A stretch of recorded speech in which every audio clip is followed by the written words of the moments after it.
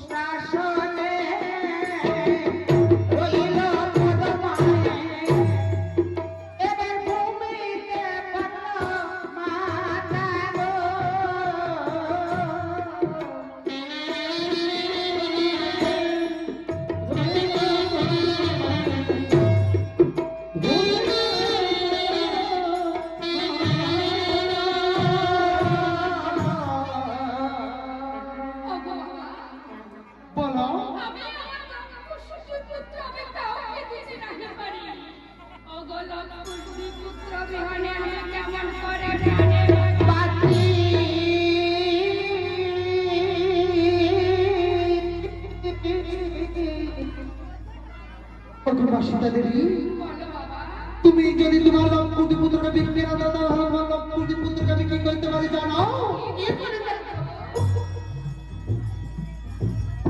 ব্রহ্মসভা দিয়ে তোমার লক্ষ্মী পুত্র আমি দিব মৎস্য চালিয়া। আর মনে মনে বুঝবে সীতা দেবী পুত্র হারা হইয়া, তখন কে ডাকিবে তোমাকে একবার মামা বলিয়া।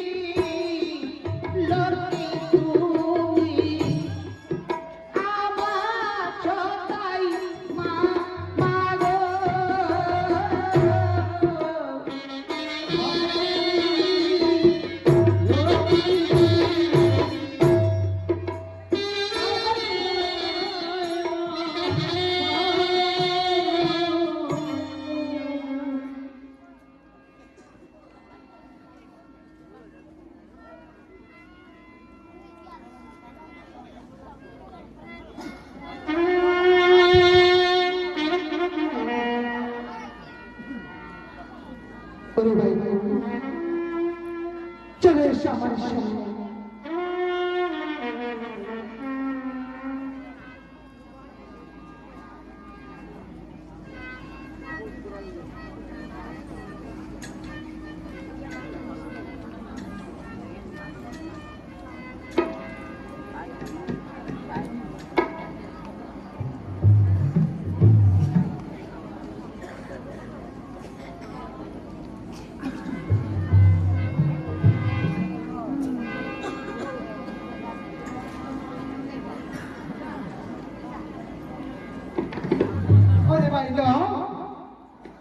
ওরে ভাই ভাই এই মহামানব কৃষ্ণদেবী নিকটে লঙ্কুশকে ফিরতে নিয়েই চলে গেলেন পরতের বাজারে।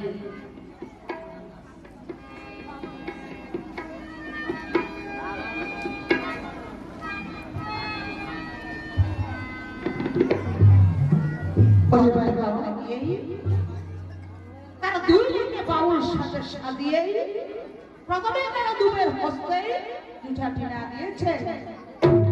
তারা দুবের হস্তে দুটা টিনা দিয়ে বলেছে, ওরে ভাই ওরে ভাই বাজাও রে লবের বিনা বিনায় কেমন বাজে, সাজালে বসার বিনা বিনায় কেমন সাজে।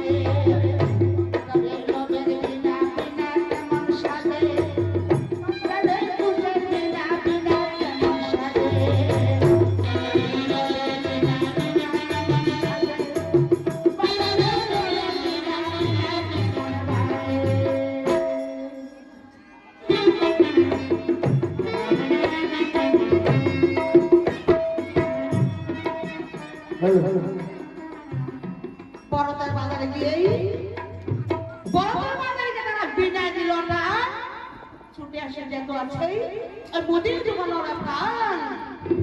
তখন একজন আগের মধ্যে তোমরা চলো মোদি ভাই, চল চল আজ আমরা পরতের বাজারে সে রামায়ণ কীর্তন একবার শুনিতে যাই। জয় জয় রঘুপতি রাঘব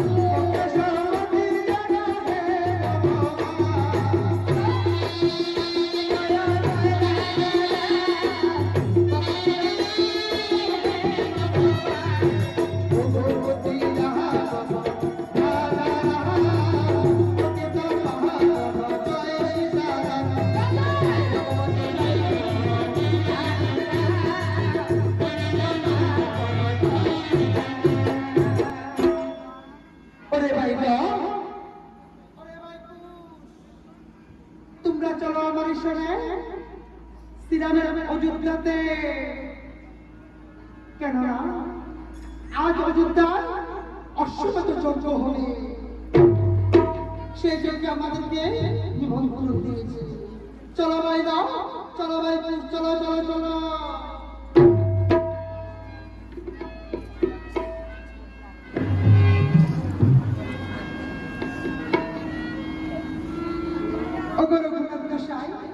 বলুন প্রভু,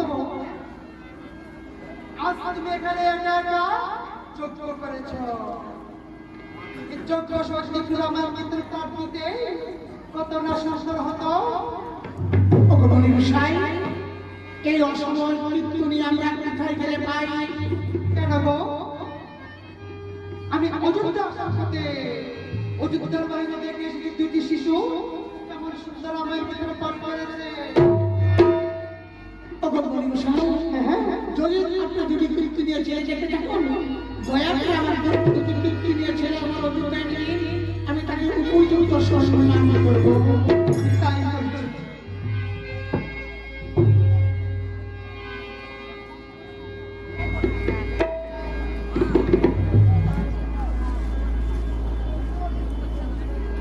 প্রভু, এই হলো তুমি ছেলে। ভাই লক্ষণ, বলো দাদা। আমার মনে হচ্ছে ছোট ছোট কোথাও কোথাও আমি দেখেছি তোমার পুত্রের মূর্তি দেখে আমি খুব চুরা চুরা লাগছে। প্রভু, আজ তুমি কীর্তনা ছেলেকে নিজে মুখে আদেশ করো তোমার এই যজ্ঞ সভা রামের নামে পাঠ করতে। ওকে কীর্তনী ছেলে, আমার এই যজ্ঞ সভার কন্যাক্য রামায়ণ পাঠ করো। রামায়ণ পাঠ করে আমার এই যজ্ঞ সভা কন্যা শুদ্ধ করে দাও।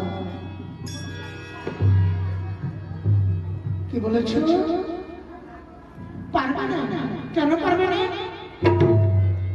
ওগো, ওগো, তুমি যদি তোমার স্ত্রী পুত্র পাবে এই যজ্ঞ সভায় বসতে পারো, তাহলে আমরা সে রামায়ণ কীর্তন পাঠ করিতে পারি। আর আপনার সবাই কিন্তু কখন আমরা সে রামায়ণ কীর্তন পাঠ করিতেই আমরা পারিও নাই। ওরে ভালো, তোরা কোথা থেকে এই কথা বলেছিস? আর তোদেরকে কে বলেছে এই কথা? ও গো, পঞ্চম মাসে গর্ভসীতা আমি মাতারাসি বহনে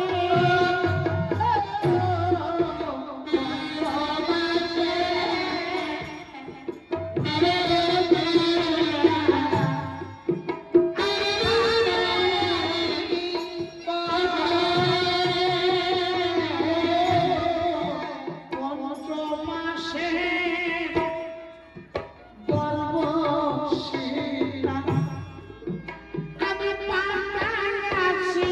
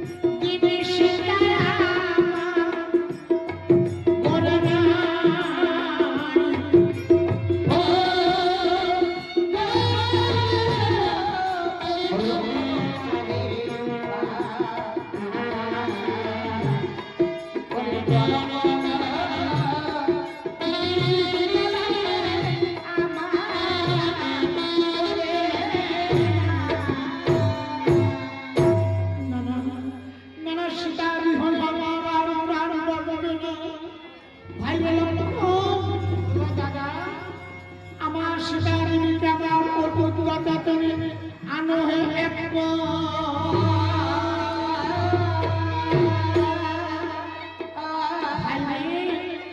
বাইরে যে সীতাদেবীকে শীঘ্র করে নিয়ে এসো। আমি তাই করছি দাদা, আমি তাই করছি। তুমি শীঘ্র করে চলে যাও। এই কথা বলে লক্ষণ ঠাকুর চলে গেলেন।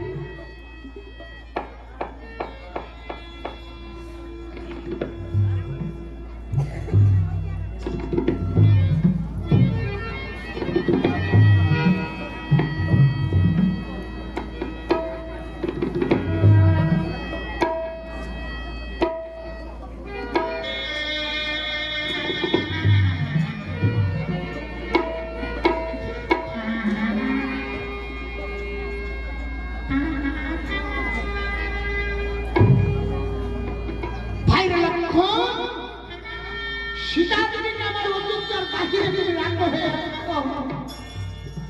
তার কারণ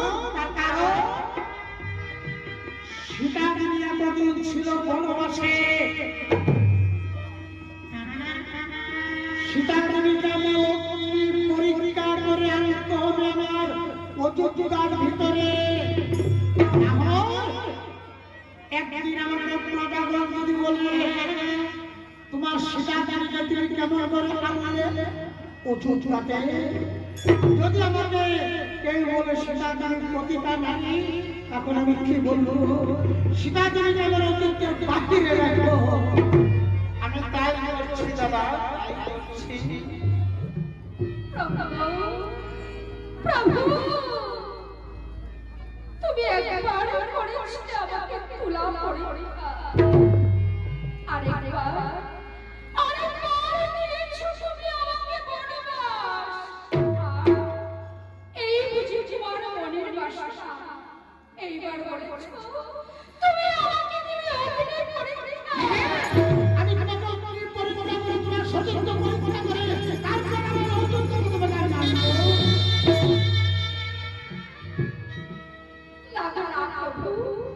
আমি আর সইতে পারবো না।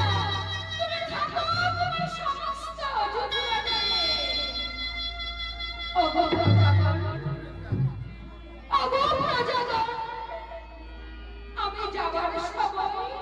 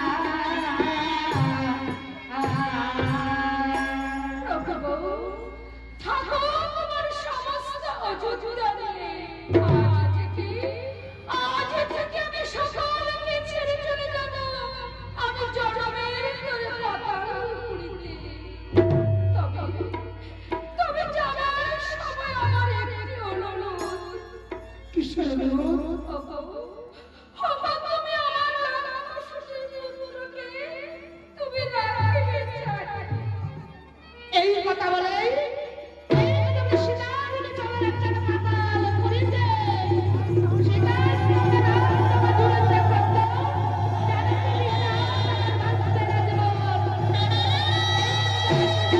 পাতাল করিতে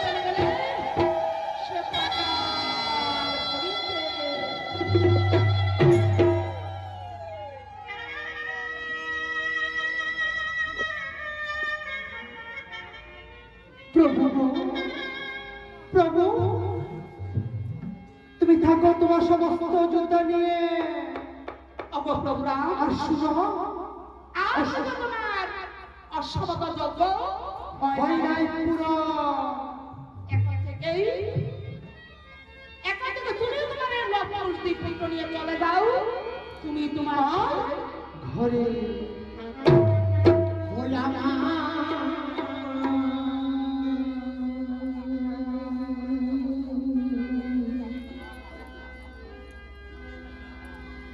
আমার নিদানে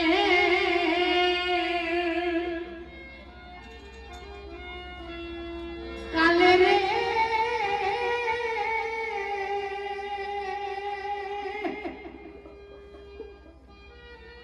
এ আলো কি যা হবে তো তেলো